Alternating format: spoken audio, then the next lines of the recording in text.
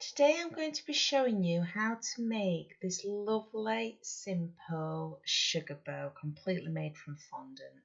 Please remember that the quilting effect that you can see on this cake is also available as a separate tutorial, and I will leave a link for you for this in the description below the video. The modelling paste I've actually used for the bow, I've also made myself, and I have another tutorial for that which I will leave a link for you again. Everything on here is food contact glitter, modelling paste, fondant, edible paints, you name it. I hope it helps you. This is great for a beginner baker because these bows can just add the perfect finishing touch. In order to make the bow, you will need some modelling paste. I do have a separate tutorial for this, and I have left a link in the description below the video. You'll need a rolling pin, a sharp knife, some edible glue, and a brush, so some very basic equipment. You want to start by taking some of your modelling paste and rolling it into a sausage shape. I'm wanting to create a kind of a rectangle shape, so by doing this it's just easier to roll out. Dust down your surface with some icing sugar, and then taking your rolling pin, you want to roll this so it's relatively thin but not too thin. And this is how thin roughly you want your modelling paste to be. Taking a sharp knife, start by cutting this into a rectangular shape. Now simply bring both of the ends straight into the centre and then cut down there. Now you can see both sides of your bow. We just need to give it a little bit more shape. So on the inside of the bow, the part that's going to meet the other one, you want to have it at more of an angle. So if you just cut it like I am doing here, and then simply fold it back over, and then you can get an identical cut for the other side. Use this piece on your other piece of modelling paste as a guide so they both end up absolutely identical to each other. Now we need to stick them together and create half of the bow just like I have here.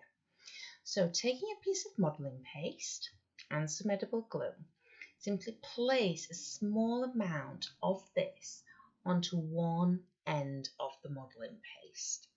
You're then going to roll it over, but because the modelling paste is not too thin, you will find that you'll be able to pick it up and place it on your surface, and then use your fingers to make it look more fabric-like and turn it into a bow, just like I am doing here.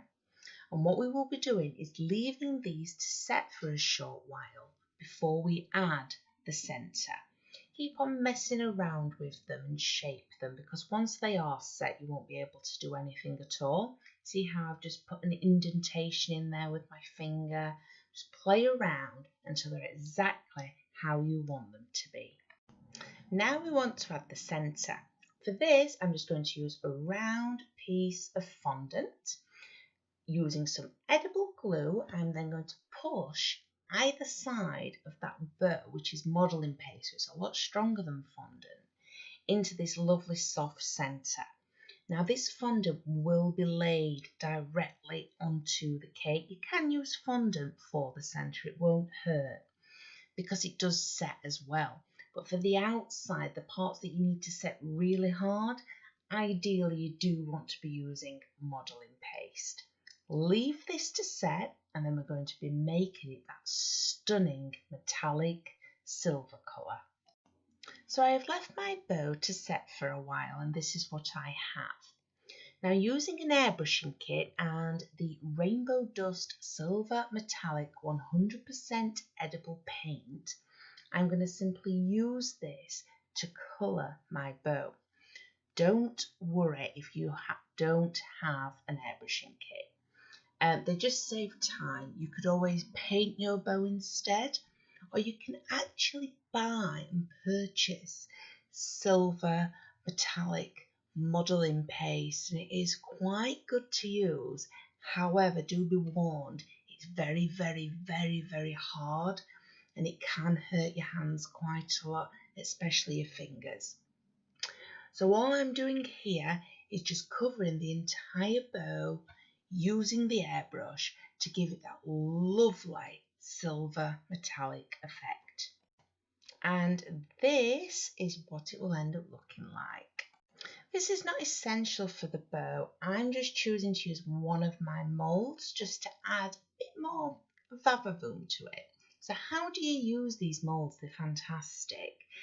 You just get some modelling paste. I have greased inside of that mould with a small amount of Trex vegetable fat, and you'll literally just use your fingers and push everything in there. Once you have got all of the modelling paste in, it comes out really easily, and it is as simple as that.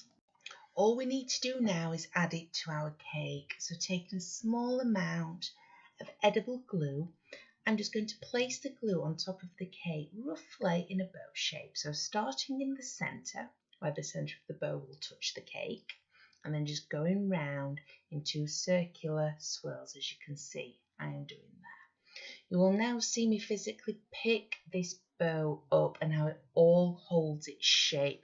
I think you'll be pleasantly surprised, especially with the centre being fondant. This is where patience comes into it all. You have to let things set.